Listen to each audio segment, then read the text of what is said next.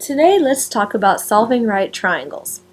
I want to apologize in advance. I was having some technical difficulties, so you will not see me writing on this, but just going through the PowerPoint.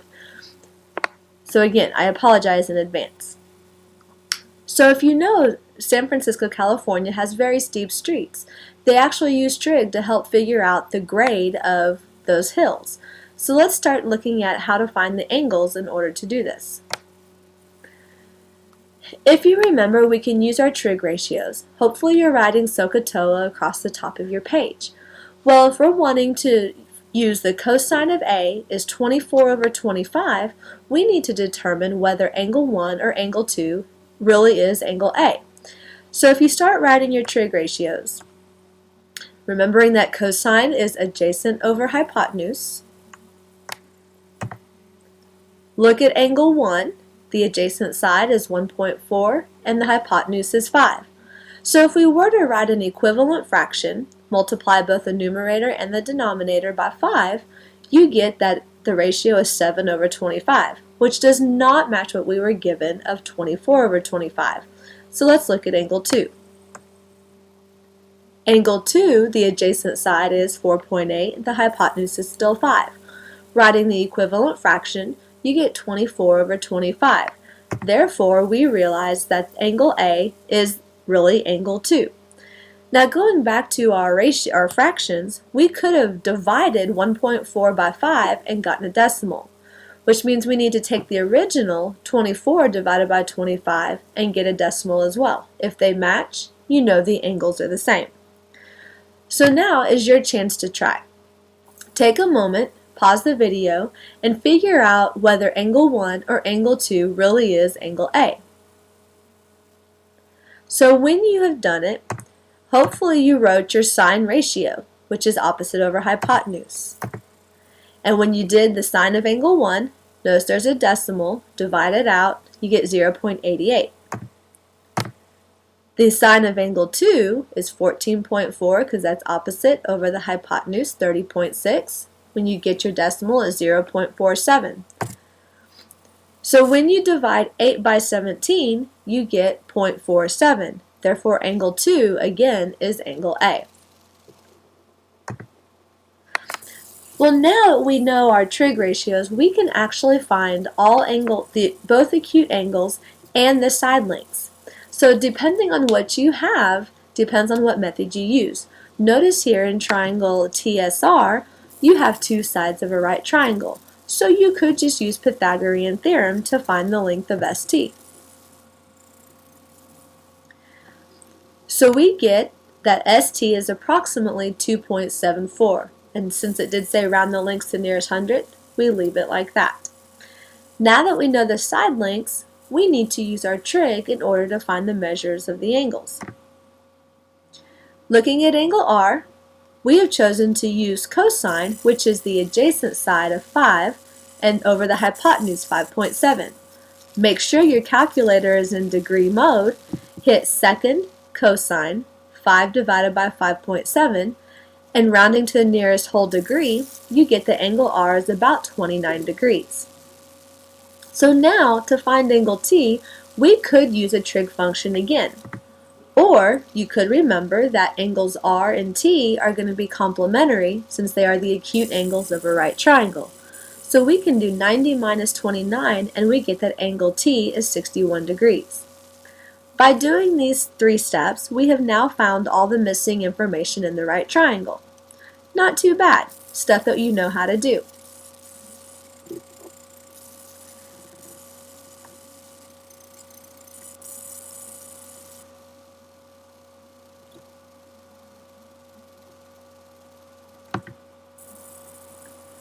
So now I want you to take a moment, pause the video, and try finding the measure of angle D, the length of EF, and the length of FD.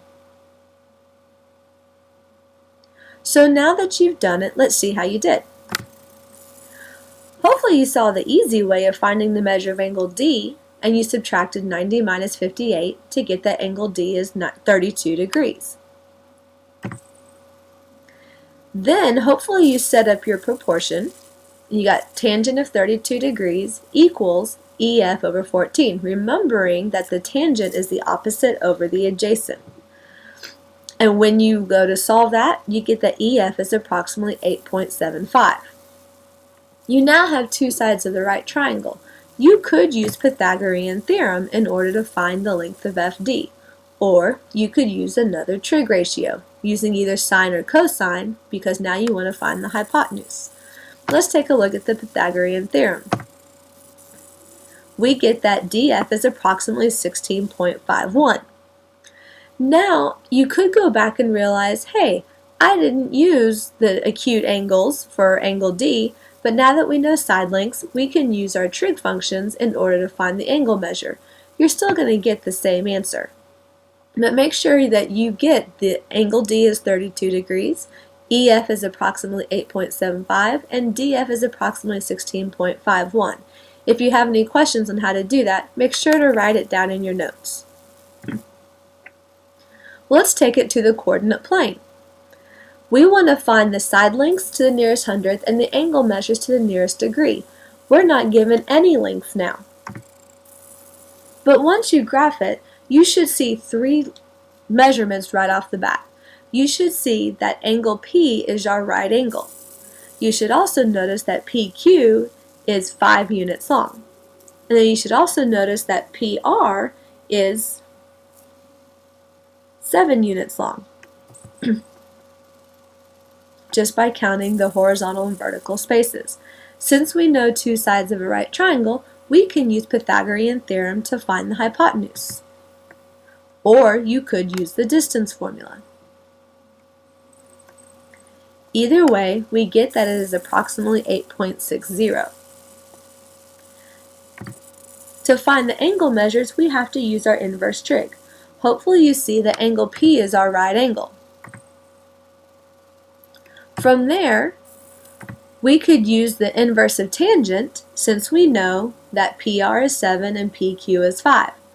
And by using second tangent 7 divided by 5, we know that angle Q is 54 degrees.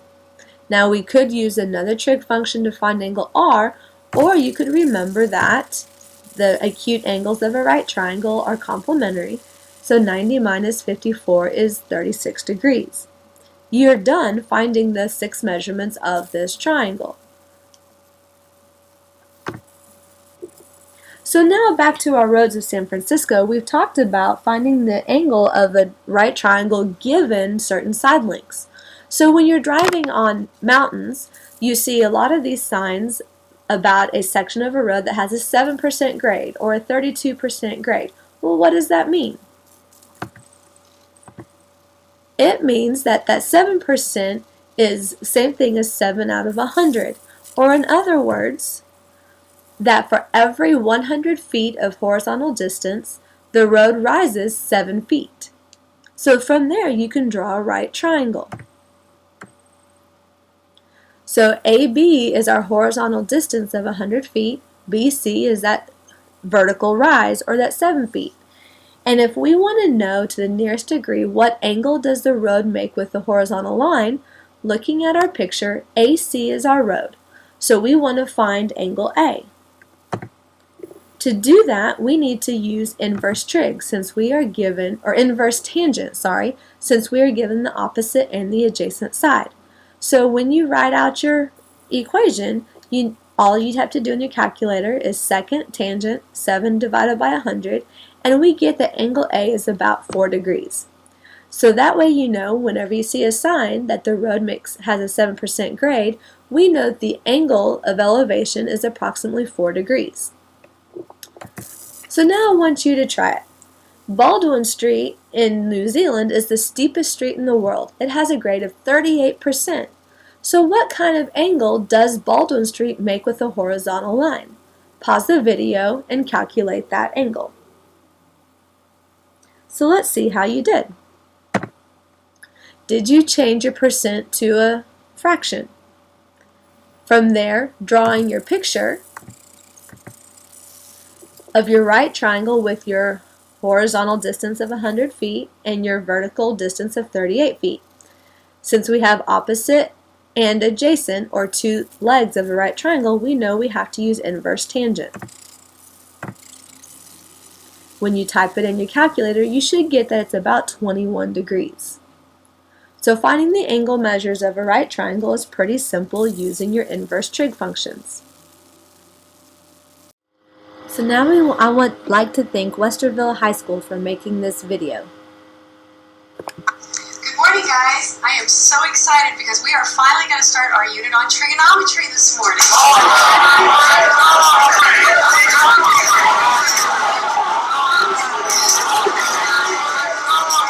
Miles, is there any way we can make this more fun or something? Yeah, on your mark, ready, set, let's go. Trigonometry, bro, I know you know. I go psycho when I see a triangle. Just can't sit, gotta get tricky with it. That's it, 3 angles, 3 sides. T-R-I-G, all up in my eye. Soka, Toa, will tell you where to go. You just gotta know about H, A, and O. Everybody looking at a glance at the box. The H-Y-P is sitting across.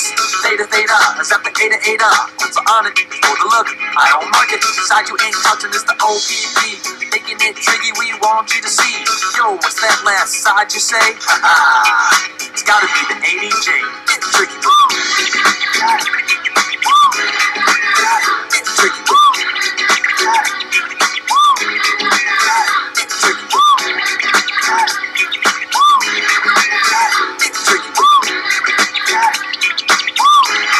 What? You wanna solve with the trig? Watch your step, you might fall. Try to work this gate. Soka, till I'm in the middle of the problem. Don't know which one, You gotta know which angles and sides that are missing and given in the problem. They're the guides. You can come with me. All these problems I've tried. Heard it's hard, well then somebody lied.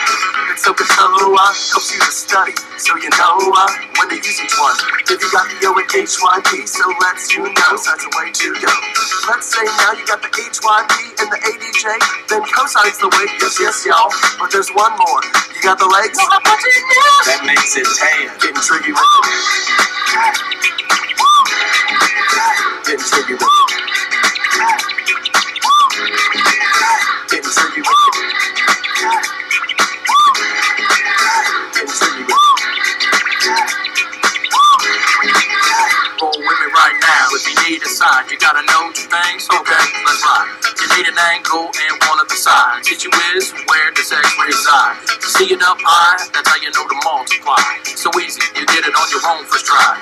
Trig to the maximum, I'll be axing them. How about the one time you gotta use division? Only if X is down below. X and the angle will switch, you know. Last case, it's angle finding time.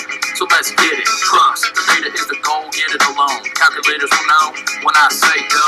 Take the inverse of the numbers on the right, hit equals and show it off. Now you got it. Get tricky. Get tricky. Get tricky.